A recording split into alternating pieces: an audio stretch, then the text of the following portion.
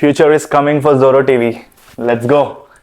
Episode 3. A journey of $22 billion Yes. towards zero. वहाँ पे 25,000 students को एक साथ बैठा के पढ़ाते थे. Suddenly you started seeing these videos of work culture going very bad. One person has taken the company to that Level also, yes. ऐसे ऐसे ब्रांड एम्बेसडर को लेकर आते जिससे उनको सेल करना भी इजी हो रहा था. तो वही उनका कमबैक का मेन फोकस रहना चाहिए.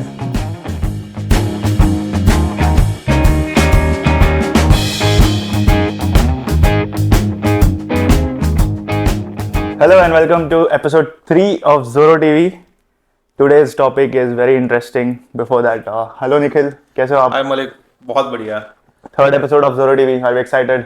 Yes, and I want to thank everyone Yes. जो हमारे प्रीवियस वीडियो को बहुत पसंद किया है. Yeah. जितने लोगों ने भी देखा है बट बहुत पॉजिटिव रिव्यूज आए हैं. Yes. तो हमने और रिसर्च करके इस बार और मेहनत करके Yep. we are back again Yep. with a new topic. And a lot of love for the comments you guys gave. Yes. Really appreciating और हमको बहुत मोटिवेशन मिला to make this third video. So yeah, today's topic is very interesting. आज का topic तो बहुत interesting है because we want to talk about a company which really did well in the Indian market, but also we saw a downfall of that company. So we want to talk about that company. और ये company इतना अच्छा perform किया था India में. It was valuated at $22 billion and it came down to zero. Yes, a journey of $22 billion Yes. towards zero. हम बात कर रहे हैं. I hope you guys must have guessed what company we are talking about. Yes, this is Byju's. This is Byju's. We're gonna talk about Byju's. A really interesting topic. So yeah, हमने तो बहुत सारा देखा है. Last 1.5 year में there were a lot of rumors in the news, lot of trending news on Byju's. But I really want to know how Byju's started. Okay, start की बात करें तो जो रविंद्रन जी है Yeah. या रविंद्रन है वो बहुत बढ़िया टीचर है. पहली बात, ठीक है. वो यहाँ पे ज्योति निवास कॉलेज में कैट का प्रिपरेशन करवाते थे. बैंगलोर में कोरमंगला में ही था इनका. तो उनका इतना जैम पैक्ड रहता था कि उनको ऑडिटोरियम स्टेडियम्स बुक करना पड़ता था. एंड ये फैक्ट है कि वो दिल्ली में भी आई थिंक नेहरू स्टेडियम जो है वहां पे 25,000 स्टूडेंट्स को एक साथ बैठा के पढ़ाते थे. 25,000 students at once. And That really defines the aura of that guy. Yes. So this is one of the हम रविंद्रन के बारे में बात कर रहे हैं जो one of the best teacher है इंडिया के रह चुके हैं. Of course. एंड वो उस समय पढ़ाने के बाद वो 2011 में आई थिंक उन्होंने थिंक एंड लर्न कंपनी चालू किया. Yes. जो लेटर बायजूस बन गया. एंड इनिशियली वो ऑनलाइन प्लेटफॉर्म में पढ़ाते थे लोगों को. कैट का एग्जाम का प्रिपरेशन कराते थे. स्लोली वो डिफरेंट पैरामीटर्स में डिफरेंट वर्टिकल्स में वो बढ़ गए आगे. Yeah. So, bro, to sell 25,000 seats, that is insane. Insane. The level of teaching he must have been doing is amazing, I guess. Like मैंने तो देखा नहीं है, but just listening to the numbers gives goosebumps. Yes. तो इनका story अगर देखा जाए तो उनका जो सबसे पहला इन्वेस्टमेंट जो आया था 2013 में आया था वो है राजन पाई एंड मोहनदास पाई. राजन पाई जो है फॉर्मर चेयरमैन रह चुके हैं मणिपाल ग्रुप के. Oh. तो इन्होंने अपना पहला चेक डाला था. यहाँ से जर्नी चालू होता है 2013 से, जब उनका जो ग्रोथ लेवल है, जो ग्रोथ ट्रैजेक्टरी है 2013 से लेके 2023 तक या अभी तक भी बोल लो, वो उनका टर्निंग पॉइंट था जब उनको पहला चेक मिला जो इन्वेस्टर्स से. Very nice. तो तब जाके 2015 में वो अपना पहला बायजूस लर्निंग ऐप चालू हुआ. 2013. 15 में ऐप आया 15 में app आया. एंड 13 में उनको इन्वेस्टमेंट आया. Oh, nice. So, like, it was really nice hearing this. But can we go deeper into the growth point of Byju's? Like, where exactly the growth happened? क्योंकि I don't think any other platform existed in India before Byju's. Online platform existed. So I want to know where this growth started. Like, what was the point at which people realized, oh, Byju's is there in the market? देखो सबसे बड़ी बात ये है ना कि बायजूस का workforce on ground workforce था. तो उनके पास अराउंड 50,000 एम्प्लॉयज थे ऑन ग्राउंड. तो आप बायजूस को एक तो हम एज ए एजुकेशनल ऐप देखते हैं. Yes. बट समझो उसका मेन जो सेलिंग पॉइंट था, वो जैसे सेल करता था वो था सेल्स, उनका सेल्स बहुत तगड़ा था। Yeah. और दूसरी चीज उन्होंने ये चीज बहुत अच्छे से रियलाइज कर ली कि इंडियन पेरेंट्स को क्या चाहिए। Yes. उन्होंने हम जो कंसेप्ट है FOMO, fear of missing out, उस पर टैप किया Very nice. कि पेरेंट्स को लगना चाहिए कि अगर वो ये ज्वाइन नहीं कर रहे हैं तो वो कुछ और मिस कर रहे हैं फिर। Yeah. एंड दूसरी चीज इंटरनेट, Yeah. जियो आने के बाद हमारे पास डेटा बहुत चीप हो गया Very हमारे true. पास। Yes. इंटरनेट पेनिट्रेशन बहुत अच्छा हो गया, 4G आ गया।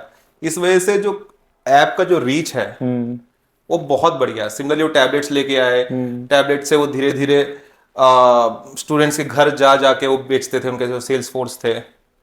और ये आई थिंक नेगेटिव बोल सकते हैं, पॉजिटिव भी बोल सकते हैं। नेगेटिव ही है मोस्टली कि अगर तुम्हारे पास पैसा नहीं है तो तुम्हारे पास EMI का ऑप्शन देते थे। Oh yeah. एंड वो EMI का ऑप्शन जब देते थे तो बड़े बड़े NBFC से वो टाई अप कर चुके थे। अब बहुत सारे पेरेंट्स अभी क्लेम करते हैं कि उनको मालूम ही नहीं था कि वो EMI ऑप्शन Exist था. मतलब EMI ऑप्शन में उन्होंने खरीदा था। उनको जब बाद में जब रिकवरी एजेंट्स आ रहे हैं, उनसे बात कर रहे हैं, हाँ. तब उनको मालूम पड़ रहा है कि अच्छा वो EMI में था, इतना कॉस्टली है, क्या प्राइस है। Yeah. तो मतलब एक्चुअल सिनेरियो क्या है नहीं मालूम किसी को, बट ये सब क्लेम्स बाहर आ चुके हैं। I think Byju's was very fortunate because जैसे आपने कहा, it was along the time when Jio also came into the play. क्योंकि cost also went down of internet. Yes. क्योंकि before Jio and all, the internet prices was really high. Nobody could afford it. But yeah, that played a very vital role, I guess. Apart from that, जो sales की बात कर रहे हो आप, yes, very true. Byju's has a really tremendous sales force and also educators. So coming to work culture of Byju's, like क्या लगता है आपको? क्योंकि मैंने बहुत सारे वीडियोस देखे थे सोशल मीडिया पे going viral about their work culture. Like it was initially good. They hired lot of people. They made offices in every possible city in India. Then suddenly you started seeing these videos of work culture going very bad. यार India छोड़ो, उनके offices US में, UAE में Yeah. चालू हो गया था, है ना। वो उनके ब्रांड एम्बेसडर कौन है? शाहरुख खान थे, मोहनलाल हाँ. थे। ऐसे ऐसे ब्रांड एम्बेसडर को लेकर थे जिससे उनको सेल करना भी इजी हो रहा था। But coming back to work culture, जब तुम किसी को, जब तुम्हारा सेल्स लेड ग्रोथ होता है तो तुम हमेशा, जो सीनियर लीडर होता है वो फोर्स करता है लाने के लिए। और ये लेटर पार्ट में भी चीज इसी पार्ट से रिलेटेड है कि कैसे उनका जो सेल्स नंबर है वो भी कहीं ना कहीं मैच नहीं कर पाया, क्योंकि अगर वो सेल करेंगे तो उनको इंसेंटिव्स मिलेगा। Yes. और इतना बड़े वर्कफोर्स को तुम्हें मैनेज करने के लिए, ठीक है, कैसे मैनेज कर रहे हो इतने बड़े वर्कफोर्स को, और तुम्हारा ग्रोथ ट्रेजेक्टरी बहुत हाई जा रहा है एक बार में, तो वो तुम्हारा कंप्लायंसेस नहीं बना पाए पीछे, Very true. है ना। और जब तुम्हारे पास इतना टारगेट दे दिया इतना करना है, तो वो कल्चर आई थिंक कहीं ना कहीं इफेक्ट किया है उनको बहुत ज्यादा। So, like, where do you think this came from? Is this because the founder of Byju's was a teacher, not coming from a background of startups or any corporate culture? Did that affect, or the ambitions of Byju's affected? यार, if you ask me, was he a really good entrepreneur? I think 2019 में it became the first edtech company in India जो unicorn बना। Yes. ठीक है। And similarly ऐसा हो गया कि $22 बिलियन वैल्यूएशन में वो अपना जर्नी तक ले गया उसको। हाँ. एंड यू वोंट बिलीव उसने अभी तक कितना उसने अभी तक रेज किया होगा money. He has afforded Shah Rukh Khan. He has afforded Mohanlal. हाँ, And recently, news में ये भी आया था, he afforded Messi. मेसी के बारे में चलो आते हैं बाद में। So I guess the investment must have been really good for them. मैं एक और फैक्ट बताता हूँ। चलो, तुम तो खाली ये सेलिब्रिटीज के बारे में बात कर रहे हो, तुम ये सोच लो कि with in 5-6 years of span में उसने 24 कंपनीज को एक्वायर भी किया है। 24 companies. 24 कंपनीज को एक्वायर भी किया है, Nice. है ना। तो अब इस इतना लेवल का उसका फंडिंग था, तो उसने आज तक अराउंड $5 बिलियन का फंड रेज किया है। $5 billion. $5 बिलियन का फंड रेज किया है। कितना है rupees? Around 40-45,000 crores। Oh my God. Crazy, bro. No wonder why he was able to हाँ, अब तुम पूछोगे कि क्या वो सक्सेसफुल एंटरप्रेन्योर था, नहीं था, बट आई थिंक इस स्केल में ले जाना इज कमेंडेबल। Yes. उसके बाद चलो गलतियां हुई नहीं हुई वो हर एक से होता है, उसको कैसे मैनेज कर सकते थे उसमें हम आगे जाके बात करते हैं। बट हाँ आई फील कहीं ना कहीं उसने बहुत तगड़ा अपना मार्केटिंग कैंपेन सेल्स कैंपेन किया। Yes. एंड इतना लोग इतने अगर ज्वाइन कर रहे हैं, he still claims he has 150 million students globally who using products and services of Byju's every month. Very nice. अभी भी क्लेम करते हैं वो। Nice. अगर क्वालिटी खराब है तो इतना ज्यादा भी आना पॉसिबल तो नहीं है। तो वही रीजन है। अब मेसी की बात जब आई, हाँ. बहुत इंटरेस्टिंग फैक्ट है ये, मेसी को उन्होंने अराउंड 5 मिलियन या 7 मिलियन डॉलर्स के पर ईयर कॉन्ट्रैक्ट में लिया गया था। एंड जब कॉन्ट्रैक्ट्स जैसी न्यूज बाहर आने से पहले एक हफ्ता पहले हाँ. बायूस ने 2500 एम्प्लॉयज को फायर भी किया था। 2,500 employees for one ambassador. नहीं उसके लिए रिलेटेड नहीं है, But they did. But they did. तो वहां पे एम्प्लॉयज को ऐसे भी लगता है ना, जो मतलब कि यार इसने इतना पैसा वहां खर्च किया, हम जो यहाँ पे इतने साल से काम कर रहे हैं हमारे बारे में मतलब थॉट नहीं दे पाया। Of course. Loyalty. Loyalty comes into play. हाँ। Very nice. So, also, बीच में Byju's also afforded the Indian cricket team, which is mind blowing. Indian cricket team उसने फीफा 2022 को स्पॉन्सर किया था $40 मिलियन के लिए। ठीक है। अच्छा, इंडियन टीम को हर बायलैटरल सीरीज में ठीक है रिप्रेजेंट करने के लिए बीसीसीआई को वो पर मैच 4.61 करोड़ देता था। 4.61 करोड़ पर मैच। Too good. इतना मतलब उसके पास पैसा था, फंडिंग था। कहीं ना कहीं आई थिंक उसका जो एक्विजिशन था, जितना जो एक्वायर कर रहा था उसका, I think he wanted to become Amazon of education sector. कि आपको कोडिंग सीखना है आ जाओ मेरे पास, Yeah. है ना, आपको मेडिकल सीखना है आ जाओ मेरे पास। हर एक चीज का वो अपना हब बनाते जा रहा था। बट दिक्कत ये हो गई कि जिस वैल्यूएशन में वो खरीद रहा था वो दिक्कत था। जैसे for example white hat junior है, White Hat Junior is the coding coding वाला, platform. हाँ. उसको अराउंड $300 मिलियन में खरीदा था। $300 million. हाँ, ये कौन से साल में था? ये पेंडेमिक के टाइम में था। Okay. अब ये बात सही है कि पेंडेमिक के टाइम में ये सब जितने भी डिजिटल लर्निंग थे सबके बहुत ज्यादा फंडिंग और हाइप क्रिएट हो गया। Because everybody was at home. Online platforms हाँ, were सबको blooming. सीखना था, ऑनलाइन प्लेटफॉर्म ब्लूम कर रहे थे। हाँ. बट उस वैल्यूएशन में ओवर स्पेंडिंग भी नहीं करना है। इस चीज का भी ध्यान रखना चाहिए।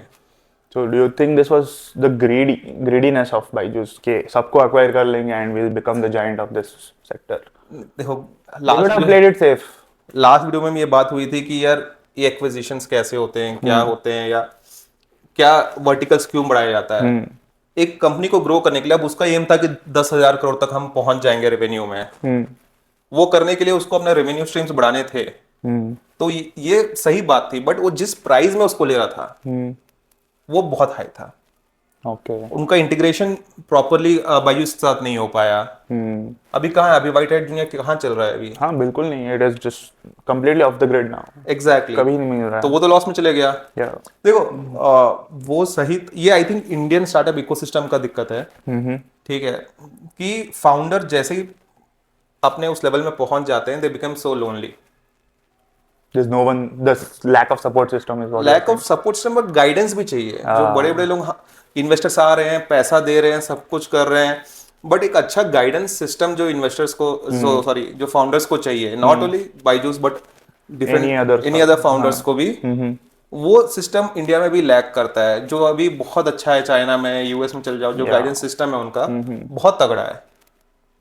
इंडिया में वो चीज कहीं ना कहीं लैक करता है। एंड आई थिंक कहीं ना कहीं उसको अच्छा गाइडेंस मिल जाता उस टाइम पे तो शायद डिफरेंट सीन रहता अभी। Yeah. So, do you really think this was the reason for the downfall of Byju's, acquiring a lot of companies and not doing well after that? और जैसे आपने बोला for a high valuation.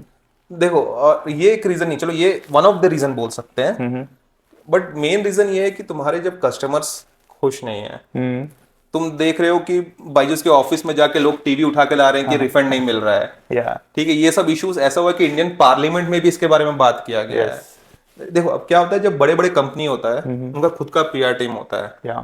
ठीक है, अब बायजूस कभी इस चीज में बिलीव नहीं किया, अगर मेरे पास नेगेटिव कमेंट्स आ रहे हैं उसको मैं कैसे हैंडल करूँ। वो बोलता था कि हमेशा मेरा numbers will speak to it, right.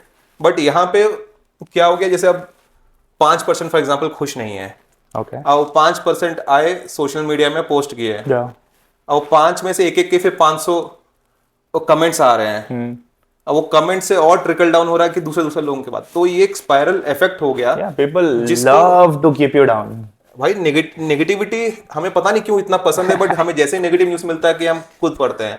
हम बिग बॉस के फैन क्यों हैं, लोग इतना बिग बॉस देख क्यों रहे हैं? लोगों को पसंद आता है झगड़ने में, किसी को किसी का नेगेटिव रिव्यूज देखने I've में। seen on YouTube comments also one negative comment and there's a thread of 52 chain comments in that reply. Exactly कि एक बार हेट शुरू हो गया, हेट फॉरेस्ट फायर की तरह वो जाता रहता है।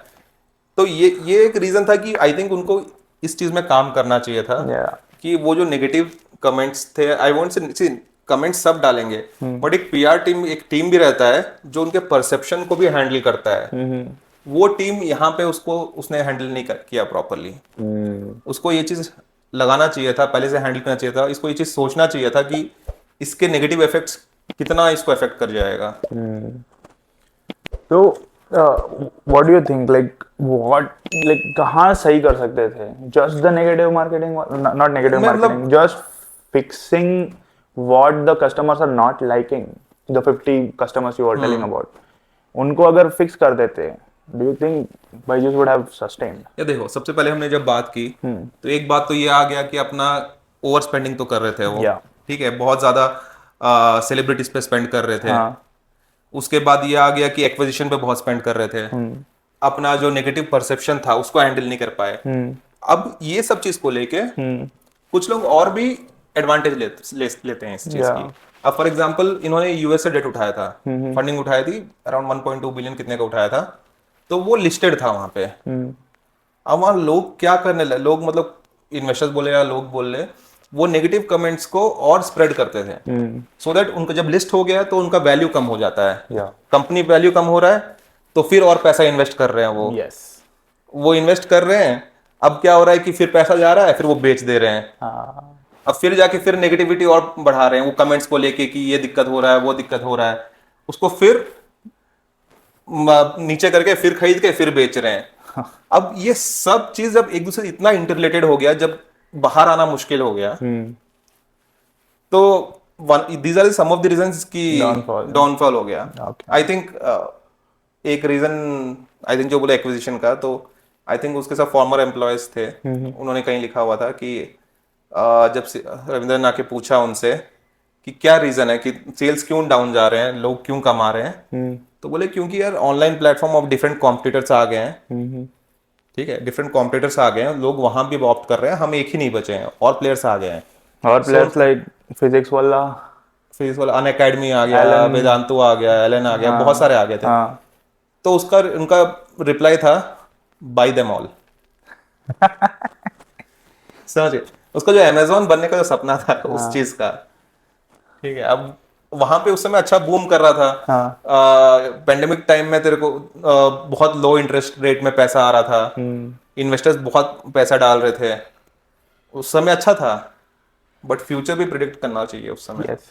But why didn't they bye them all? खरीदा बहुत लोग खरीदा, 24 फिजिक्स वाला को तो नहीं खरीदा उन्होंने। फिजिक्स वाले की जरूरत नहीं थी, फिजिक्स वाला अपना अलग ही चला, क्या पता भले ही ऑफर दिया हो उनको भी, फिजिक्स वाले अनअकैडमी को। जैसे अनअकैडमी भी तुम देख लो, उस टाइम पे बहुत चल रहा था, बट अभी वो फंडिंग नहीं उठा पा रहा है अनअकैडमी। रिसेंटली मतलब ये भी टॉक्स चल रहे हैं कि one of the companies was trying to buy Unacademy at around 800 to 900 million dollars में, बल्कि अनअकैडमी ऑलरेडी $1 बिलियन से ज्यादा फंडिंग उठा चुका है। कैसे, मतलब फिर कैसे चलेगा? मतलब वो जब फंडिंग जब सूख जाएगा तब क्या करोगे? तुम्हें उतना सेल्स चाहिए, उतना रेवेन्यू चाहिए तुम्हें। And do you also think Byju's got really impacted due to the pandemic? क्योंकि सब ऑनलाइन देखने लगे। Then if Byju's had to stabilize down, was offline market a good idea for them? तो उन्होंने चालू किया था। अभी भी उनको अराउंड 250 सेंटर्स कुछ है, उसमें भी I think half of them को नोटिस चले गया कि क्लोज कर दो। Yeah. But after pandemic they started Offline offline centers. Classes, but pandemic में जो बूम मिला था, जितना लेवल का बूम मिला था वो डेफिनेटली पेंडेमिक के बाद कम हो गया है। Yeah. अब उसको सस्टेन नहीं कर पाए, Hmm. क्योंकि एक तुम्हारा जो ग्राफ है एकदम ऊपर जाके तुरंत कम हो रहा है। अब उसको तुम्हें कांस्टेंट में लेके आना है एटलीस्ट, उसके लिए तुम क्या एफर्ट लेके कुछ आए तो हो? करना था. हाँ, उसके लिए तुम सीधा मार्केटिंग करना, इतना स्पेंड करना मार्केटिंग पे was not the ideal choice at that time. Yeah. Similarly जैसे मैं बोला परसेप्शन की बात किया मैं कि परसेप्शन टीम होना चाहिए जो उनके हैंडल करे, जो पीआर को हैंडल करे, जो नेगेटिव्स को हैंडल करे। सिमिलरली उनका इंटरनल कंप्लेंट्स टीम भी रहना चाहिए। आई थिंक वो बहुत बड़ा उनका दिक्कत की चीज है कि वो उस टीम को तगड़ा नहीं बना पाए Which could resolve which could customers' resolve problems. हाँ, हाँ. क्योंकि इनका ग्रोथ भी तो हाइपर ग्रोथ हो Of रहा course. था, हाँ. और सेम टाइम में इस टीम को भी उतना ग्रो करना चाहिए था जो इनको हैंडल नहीं कर पाया। But from what I've heard, Ravindran looks like a very humble guy coming from South India. Yes, But do you think, as you said, his statements were like, southern India. Southern India, his statements were like, buy them all, look at my numbers. Did arrogance play a part here? यार अब जितना मैंने उनसे जो लोग directly बात किए हैं, हाँ. उनसे मैं जब मेरी बात हुई है तो they say no he is really down to earth, and some of the meetings where he goes he asks the questions, he addresses it everything. ऐसा नहीं है कि उन्होंने उनको एरोगेंस आ गया था या कुछ हो गया था। It's just I think lack of proper guidance की उस लेवल में जाने के बाद How do you react? How do you handle those things, Got it. वो बहुत इंपॉर्टेंट चीज है। But like आपने बोला था there were multiple investors. Even More in than India- 120 investors. More than 120 investors. Even coming from India and also from other countries. countries. Mostly US also. US, UAE, हाँ. हर जगह They से। could have also played a part, right? Like उन्होंने भी कुछ किया नहीं. यार अब इनका अब इन्वेस्टर्स का क्या होता है कि अब इन्वेस्ट कर देते हैं, they would ask you monthly reports, है ना।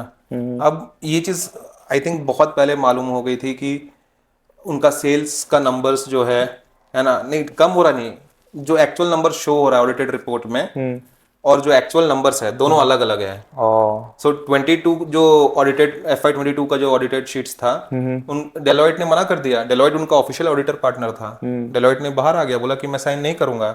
दिक्कत तो वहीं से चालू हुई, तब ये सब फाइनेंशियल डिटेल्स बाहर आए। बट ये इतने साल से चल रहा है, इतना इन्वेस्टमेंट पंप हो गया, ये कहाँ ये चीज मिस हुई? Because I can clearly see there were a lot of things which went wrong. First, though, is not thinking about foresightedness. Dusra is overspending. Then it also came to transparency, and fourth, bit of somewhere arrogance.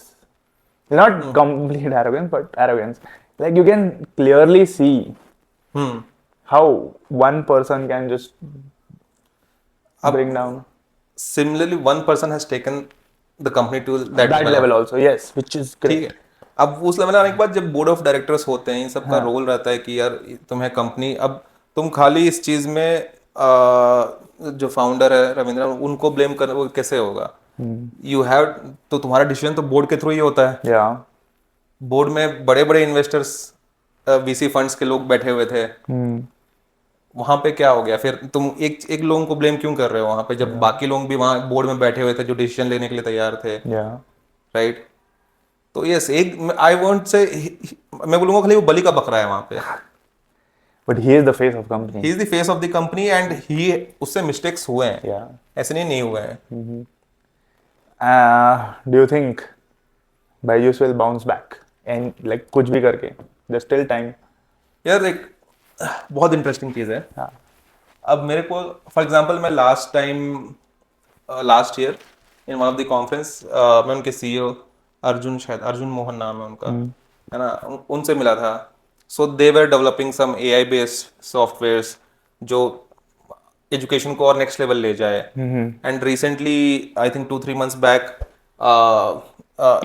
Byju से भी official statement आया कि वो अपना pivot करके वो नए AI based models में जा रहे हैं। आई थिंक उसी के बेस में जा रहे हैं। बट मोर देन एवरीथिंग, तुम सब कर लो, उनके पास बहुत K-12 मार्केट बायजू से अच्छा कोई नहीं समझ पाया। उन्होंने जितना पेनिट्रेट कर पाया, जितने इंटीरियर प्लेसेस में जाकर उन्होंने जितना बेच पाया उनसे अच्छा कोई नहीं कर पाया, तो वो एक्सपीरियंस डेफिनेटली काम आएगा उनका। Yes. But more than all this I think उनको रहना चाहिए, उनको अपने रूट्स में वापस जाना चाहिए। Teaching.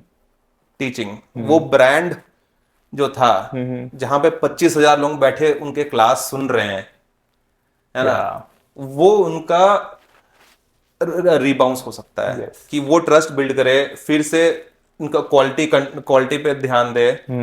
So it might take time, but yes I think that should be his way to come back. But also come back की बात करने आए तो now you see there are a lot of players in the market. Unacademy आ गया है, physics वाला आ गया है, एलन आ गया है, everybody is there now and I think Unacademy is doing really great now. नहीं, Even physics वाला is also doing really great. So they all had, उनका बहुत अच्छा वैल्यूएशन था बोल रहा हूं मैं, बट उनके नंबर्स अभी भी उतने नहीं है जितना वो है। अगर वो इतना अच्छा कर रहे थे, अन अकेडमी आज के दिन क्यों पैसा नहीं उठा पा रहा है? उसको जितना फंडिंग उठा चुका है उससे कम का ऑफर क्यों आ रहा है अभी भी? क्यों उसको आज के दिन में 2,000-3,000 लोगों को फायर करना पड़ रहा है? अन अकेडमी फायर कर दिया। तो अब हम जेप्टो के बारे में कभी और बात करेंगे। जैसे जेप्टो ने भी यही किया, लोगों को, अगर तुम या कोई भी कंपनी ले लो, तुम्हें अगर प्रॉफिट्स दिखाना है एक बार में मास ले ऑफ कर दो, है ना? या तो सही किसी का नहीं चल रहा है अभी। बट ये है कि मैं एस्पायरिंग फाउंडर्स को ये बात बोलूंगा कि यार तुम अपना सस्टेनेबिलिटी हमेशा ध्यान रखो। ग्रोथ चाहिए, ग्रोथ सबको चाहिए, बट तुम जब हाइपर ग्रोथ के साथ जाओगे तो तुम्हारा फाउंडेशन भी बहुत स्ट्रांग होना चाहिए। फॉर एग्जाम्पल, तुम्हारा कंपनी में ट्रांसपेरेंसी, एथिक्स, ठीक है, कंप्लायंसेस, कहाँ काम कर रहे हो, और जैसे ही तुम्हारा जो इन्वेस्टमेंट अगर उठा रहे हो क्रॉस बॉर्डर हो जाता है और तुम्हारी कंपनी बढ़ रही है, it's not between just investors and the company, तुम्हारे गवर्नमेंट भी इन्वॉल्व हो जाता है। गवर्नमेंट के अंदर केसेस आने लग जाते हैं दोनों साइड से। इस लेवल में एक इंडियन पार्लियामेंट में जाकर डिबेट, इसके बारे में डिबेट हो गया, तो तुम सोचो किस लेवल में चले जाता है। सो तुम्हें स्टार्टिंग से अगर तुम्हें उस ग्रोथ चाहिए तो तुम्हारा स्ट्रक्चरली तुम्हें बहुत साउंड रहना पड़ेगा। तुम्हें हर चीज पे काम रखना पड़ेगा, हर चीज में पहले से अकाउंटेबिलिटी बनानी पड़ेगी। ये चीज मैं बहुत इंपॉर्टेंटली बोल रहा हूँ कि सबको अकाउंटेबिलिटी, कोई भी डिपार्टमेंट हो, वो अकाउंटेबल रहना चाहिए। उस लेवल का तुम्हें स्ट्रक्चर बनाना पड़ेगा। Very true. But also, the main reason, like the main thing for Byju's to bounce back, like they will gain investors back, they will gain the level of the company which was there in pandemic back. सब कुछ वापस आ सकता है, but what do you think about the trust of students? Do you think students will trust them again if they come back? मैं वही बोल रहा हूँ। सबसे पहली बात, ये जो कमबैक की बात कर रहे हैं, ये इतनी आसान बात नहीं है। It will take time. जैसे पेंडेमिक में एक स्टीप ग्रोथ था, इस बार वो ग्रोथ तो एक्सपेक्ट नहीं कर सकते। बट वो ट्रस्ट, सबसे पहली चीज जो ये कंपनी को अगर बचा सकता है कोई भी, वो है स्टूडेंट्स कम्युनिटी। यस, ठीक है, स्टूडेंट्स कम्युनिटी बचा सकता है। वो कैसे बचा सकता है? वो है जब वो कॉन्फिडेंस, रविंद्रन खुद जाके टीच करके वो कॉन्फिडेंस इंस्टिल करेगा कि नहीं, I am back, I am teaching again, वो सेम क्वालिटी मैं तुम्हें सबको दूंगा, तब देयर आर चांसेस। यार देखो, एट द एंड इन्वेस्टर का पैसा गया, कंपनी का पैसा गया, चलो होता रहता है, it's just business. But at the end हम students is the receiving end. Students को नुकसान हो रहा है, उनका फ्यूचर नुकसान हो रहा है, उनका ट्रस्ट नुकसान हो रहा है। वो उस चीज का कौन बात कर रहा है? कोई बात नहीं कर रहा है। हम सब इन्वेस्टर का इतना पैसा हो गया, वो जीरो हो गया। भाई कितने स्टूडेंट्स, कितने 150 मिलियन स्टूडेंट्स उसमें अभी भी है। It should not take them to think twice before going to Byju's again. Yes, तो वो ट्रस्ट बिल्ड करने के लिए ये कम्युनिटी, स्टूडेंट कम्युनिटी ही उनको वापस ग्रो कर पाएगी। Very true, yeah. तो वही उनका कमबैक का मेन फोकस रहना चाहिए। Nice. आई थिंक एक चीज है कि अभी बायजूस ऑलरेडी, अगर तुम फॉलो कर रहे होगे, उन्होंने अपना 90% ऑफ द वर्कफोर्स को सैक कर चुके हैं अभी तक। 90% is gone. 90% is Oh gone. no. उनको सैलरीज नहीं मिली है, है ना? एंड ये केसेस में हम बहुत सारे केसेस में देख चुके हैं कि किंगफिशर के केस में हो चुका है, सत्यम के केस में हो चुका है, बहुत सारे इंडिया में ऐसे एग्जांपल्स है। इंडिया का ट्रैक रिकॉर्ड बहुत खराब है इस मामले में। अब तुम्हें पता है, जैसे किंगफिशर वाला एग्जांपल ले लो, एयरलाइंस वाला, वहां पे इंडियन एम्प्लॉयज को छोड़ के बाकी जितने एम्प्लॉयज है ग्लोबली, मतलब जो यूएस मतलब जो डेवलप कंट्रीज है, वहां के उनको पैसा मिला है। What is this by? क्योंकि वहां का लॉ मैंडेट करता है, Oh, अगर क्योंकि वहां अकाउंटेबल हो जाएगा। यहाँ पे इस चीज में हम लोगों को प्रॉपर सिस्टम नहीं है। तो आई थिंक उस वर्कफोर्स जिनको अभी तक पैसा नहीं मिला है, I think they should get that money. तो रिसेंटली रविंद्रन ने क्लेम भी किया है कि आई हैड लाइक वो खुद से 7,500 करोड़ अभी ऑलरेडी कंपनी में इन्फ्यूज कर चुके हैं, और वो और करेंगे कंपनी को रिग्रो करने के लिए और सबका ड्यूज क्लियर करने के लिए। आई होप वो हो जाए। बट गोइंग फॉरवर्ड गवर्नमेंट को भी ये चीज लानी चाहिए कि ऐसी कंपनीज, आई वोंट से कि रेगुलेट करें इन सब कंपनियों को, बट ऐसे लॉस रहा है जो ये भी अकाउंटेबल बने। yes. तुम नहीं दे रहे हो Very true. तो कौन अकाउंटेबल है इस चीज के लिए? और जो लोग नहीं दिए हैं, जो कंट्री के बाहर है, उनको, अब विजय माल्या भाई यूके में बैठा हुआ है। अब यूके का सिस्टम ऐसा है, अब आपके पास पैसा है, स्कैम करके इंडिया से बाहर चले गए हो, वहां के लॉ इतने टफ है, वहां के लॉयर आपका जिंदगी काट सकते हैं वहीं रख के, और वो एक्सट्रेडिशन नहीं हो पाएगा। अब देख लो, विजय माल्या नहीं आ पाएगा इंडिया। तो वो सिस्टम इंडिया को तगड़ा करना पड़ेगा। We need labor laws, labour laws, corporate labor laws. चलो, आई थिंक ये वीडियो का हमारा पॉइंट ये था कि हम बहुत छोटे रखे इस बार, Very concise. And to the point. Yeah. I hope आप लोगों को ये सब अच्छा लगा होगा। नेक्स्ट टाइम के लिए हमारे पास बहुत अच्छे अच्छे और टॉपिक्स हैं। But So, हम if you also have any ideas, please comment करें down. नीचे. और हम खाली स्टार्टअप के बारे में बात नहीं कर रहे हैं, since we are from startup community, तो हमें अच्छा लगता है इसके बारे में बात करते हैं। हम जनरली कहीं बैठते हैं तो हम ऐसे टॉपिक्स पे बात करते हैं, बट गोइंग फॉरवर्ड और डिफरेंट डिफरेंट टॉपिक्स भी आ रहे हैं जल्दी। Yes. तो I hope you will all like it. Yes. And also the link to the form, if you have any ideas for startups or if you need any help with any startups, Yes. it's in the description. Please feel free to fill that up and we'll personally take that up and help you guys. We are happy to follow us on Instagram. Follow us on Instagram. और LinkedIn, specially LinkedIn, अगर आपको startup के बारे में कुछ बात करना है, कुछ करना है, आप हमें कनेक्ट कर सकते हो। Nikhil also personally post very good blogs on LinkedIn, so you can read that. They are really good. So the link to the LinkedIn is in the description. Please follow. Okay. Thank you guys. Yep. Thank you. Malik, it was really good. Nice, really on point. Yeah. We'll meet again in episode 4 and see you. Like, share, subscribe. Thanks.